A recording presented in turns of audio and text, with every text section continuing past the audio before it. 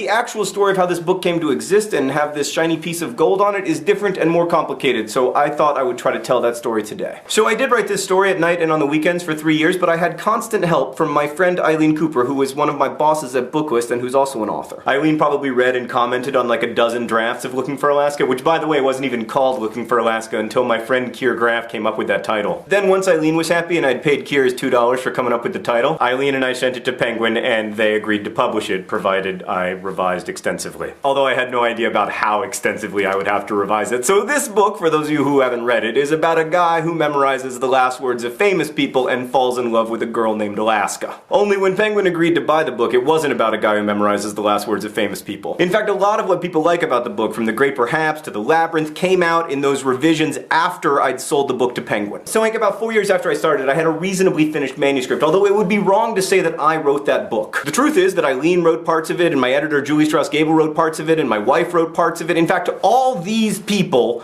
wrote at least a little bit of Looking for Alaska. And I am grateful to each and every one of those people, although no, they cannot have any of my royalties. We all like this idea that a book is created by a single person for a single reader because it's a narrative that makes sense. But the truth resists that simplicity. As the great Carl Sagan said, if you wish to make an apple pie from scratch, you must first invent the universe. So all these people worked together to make a book. It came out, 12 people in a room decided it should win this award.